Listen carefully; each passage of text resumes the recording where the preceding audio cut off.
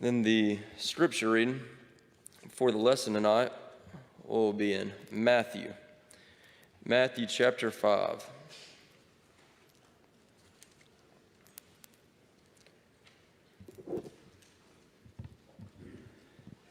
Matthew chapter 5, verses 14 through 16.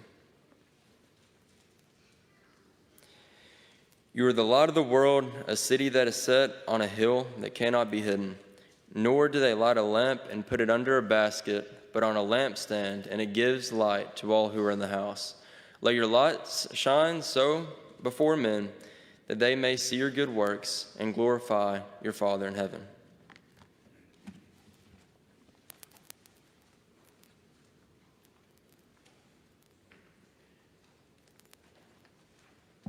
Now, if you were to set a candle in the middle of any stadium you can think of, that's pitch black, tons of people in it, just completely dark, and you have a little light right here, a little lamp, and a little candle, and you just turn it on, you light it, what would it do? It would shine. No matter if the candle was big, small, tall or short, it would shine, and it wouldn't get overcome by the darkness. It wouldn't be afraid of it. In fact, it would overcome the darkness. Now, as Christians, that's how we are to be. No matter when, where, or what we are doing, we must shine our light. What Zach read is our scripture, shows us that we need to continue to shine our light. Now, let's turn back to Matthew 5:14 through 16. Again, that's Matthew 5:14 through 16.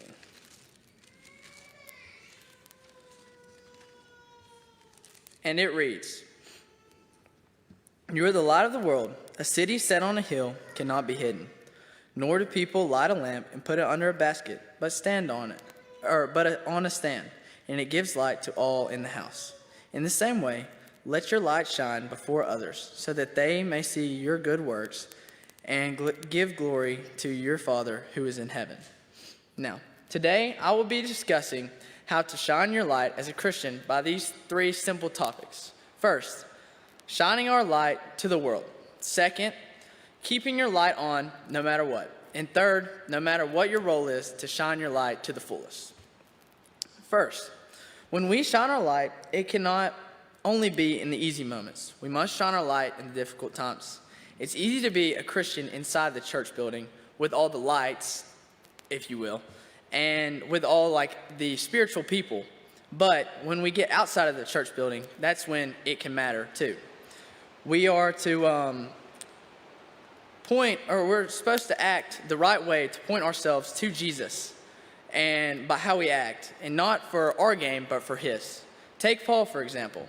He was in jail, chained, beaten, mistreated, yet he still praised and sang songs to God. Now let's turn to Acts 16:25.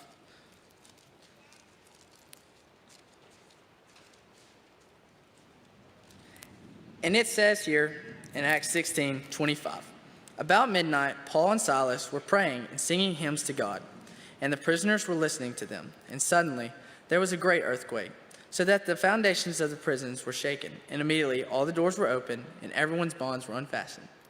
Now, Paul and Silas shined their lights by singing and praying, and it even inspired others by their actions, and it got everyone to stop what they were doing at the time and listen to Paul and Silas sing. So not only are we supposed to shine our light, but we must spread the word, going out to all people, spreading the gospel. Let's read Mark 16:15. It says in Mark 16:15, "And he said to them, 'Go into all the world and proclaim the gospel to the whole creation.'" Now that doesn't say go into some of the world or go to your friends and proclaim the gospel, it's good, but you're supposed to go to everyone proclaiming the gospel, because the gospel, it means the good news. So why not share that good news with everyone you come in contact to, whether it's by example or by verbally sharing it with them. Now, as Christians, constantly showing that light is essential for the world so that we can influence others. If we don't, there's a chance it might affect others. For some, we will be the only Christians they have encountered. So, how will they view us? If we slip up, that might steer them away from Christianity for a time. But on the other side, if we act with positive attitude and shine our lights to others, then it may make them want to become a part of the movement we are in. And I'm not saying that we are to be imperfect. In fact, there's only one perfect person that's ever been on this earth. But I'm saying to be mindful and to have an open mind and know when you're out in public to lead by example in difficult times. Now, in bad situations, be like Paul and handle this situation with a good attitude so that the people around may want to join in, because positivity is contagious. Next, I heard a song one time and it goes, "I'll be a garden in Manhattan, I'll be a river where it's dry. If my friends can't find a road, I'll be a roadside welcome sign," which basically means no matter what your role is, whether you're a preacher, a teacher, an evangelist, a front door greeter, a song leader, whether you're young, old, or adult or teenager, whatever you do, whatever your role is, shine your light to the fullest. You could live in a difficult place where you think you're